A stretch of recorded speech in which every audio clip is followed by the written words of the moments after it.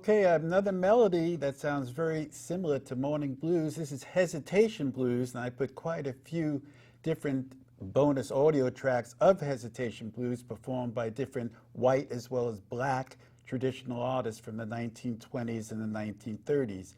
A great, great tune, and the reason I wanted to show you this was that once I knew how to play Morning Blues, I said, wow, at the beginning part of Morning Blues sounds just like Hesitation Blues, so let me try to arrange it. Now, one thing I haven't mentioned yet is about right hand technique and dampening. And I find that that's really, for my type of playing, the way I like the guitar to sound, is very, very important. Hard to really write down in tablature or music exactly what is happening with the right hand. So I'm going to show you. With that alternating bass, if we just have it like this, it's really loud, it's booming out there. And the sound I like is to have that low bass note dead and the second bass note, the chick, half dead. You hear that goes from dead, and if you could be half dead, that'd be nice. And then the melody,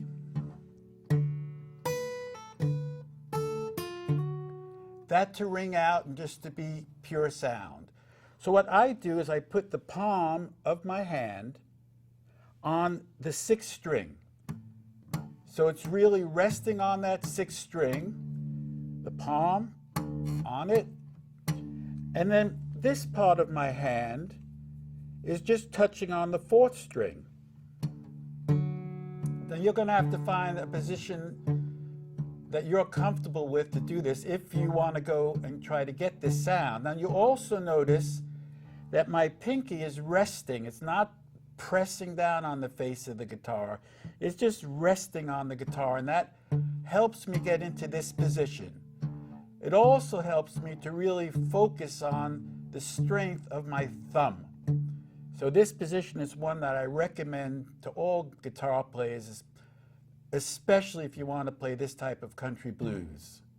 All the traditional players I knew, black and white, that's the hand position they use, whether it was Lightning Hopkins, Reverend Gary Davis, Mance Lipscomb, Doc Watson, Merle Travis.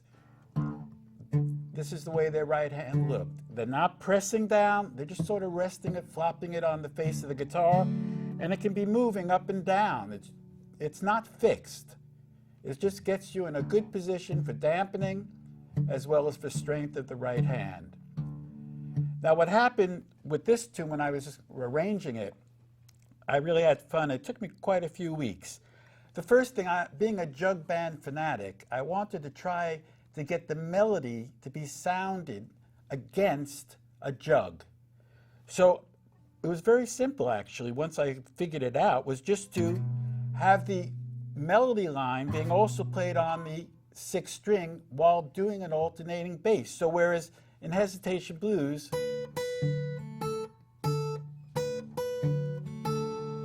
now if I would put my middle finger on the exact same fret that I'm playing on the first string with my ring finger, and especially when I would slide up, that sounds like a jug to my ears. So that was the beginning.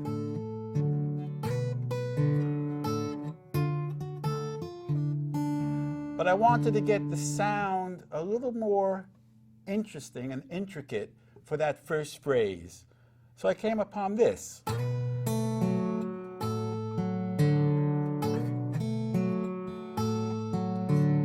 So the alternating bass is going from the 6 to the 4, but the first time we're going to hit the second and third strings,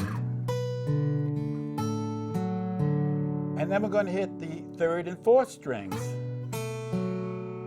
So the first time, slide up, and the alternating bass, instead of hitting the fourth string, it's the third string. And now I go to the fourth string. So the bass is going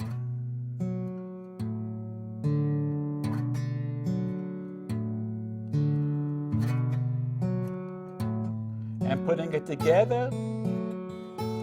Take a look at my left hand. And then I have to get out of that phrase. And that's very similar to morning blues. So the first line of hesitation blues. You could also start the slide way back in the fingerboard where the nut is.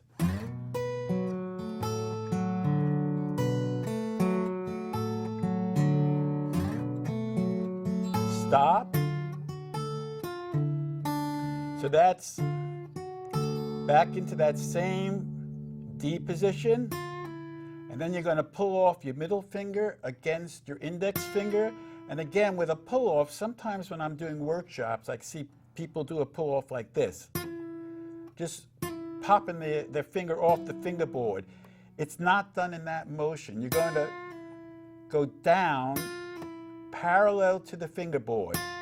We want to get a nice chunky sound. Here. All together.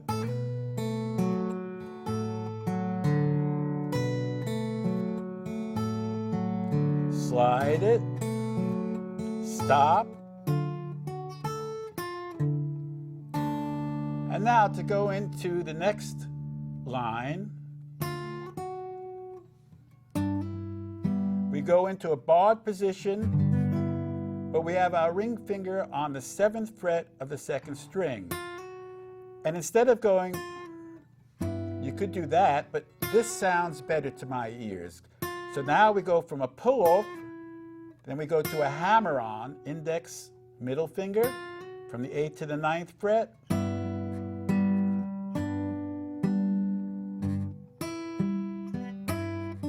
So that's pretty simple, and we resolve it just by playing the 7th fret of the 1st string. So let's do it up until that point.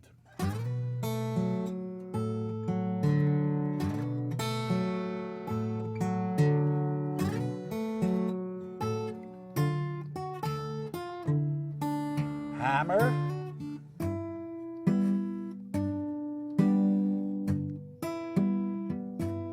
Now the 7th fret, 2, 3. Now once you hit that, 1, 2, 3, and then you're going to put this filler lick in before we go to the next phrase. And what is this? This is going to have your ring finger on the 5th fret of the 5th string, index finger on the 3rd fret of the 4th string, and you're going to pinch and hammer down with your middle finger on the 4th fret of the 4th string, open 4th string, that same fingering, but now we're on the 4 and the 2, the 4th fret of the 6th string, the 2nd fret of the 5th string, and we're up. So we have this, hit the 6th string, do it again, and we hit that 4th string, and then the octaves, the 6th and the 4th string together. So slowly, 6th string, 4th string, pinch, 5th string, and then we have the 6th and the 4th together. So let's do it up until that point.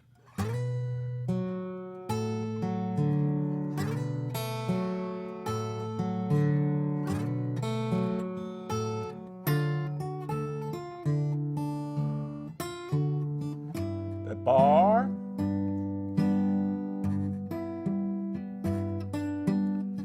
one, two, three. And at this point, I had played around with getting a harmony line in there, and then I threw that out and I thought, well, it sounds stronger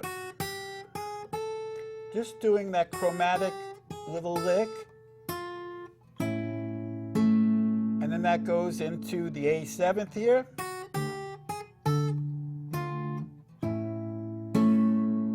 and this was the part that I really thought that I came up with something interesting.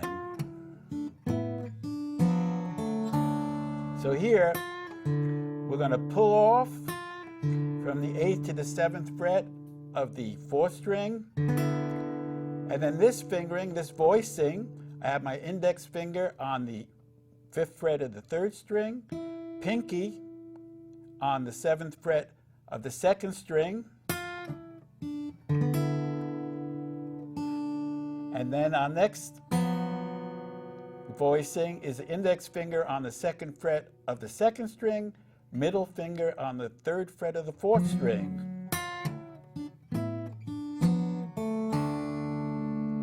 And the bass, I start with the 6th string, 5th string, 4th string, and I'm back to my alternating bass.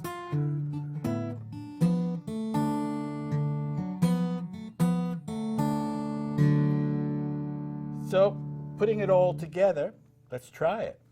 We go up,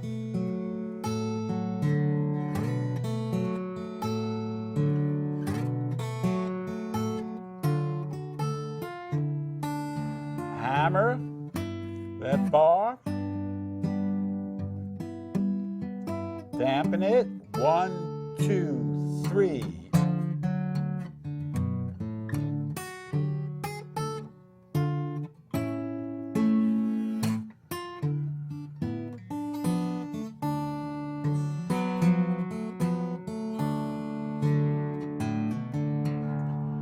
Okay, now I guess the real trick would be to play the arrangement and try to, sing some lyrics to it. And there are plenty of verses on the various performances that I put on the bonus audio tracks. Nickel's a nickel, a dime is a dime. Got a house full of children, not one of them mine. I say, how long do I have to wait? Now can I get you now? Do I have to hesitate? Two old ladies, they were sitting in bed. One turned over and she said, now baby, how long do I have to wait?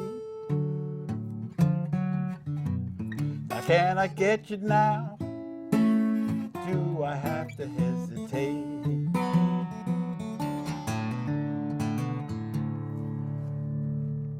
All right, shall we try it on a split screen and we'll play it nice and slowly? We'll do it, how about 3 times through together?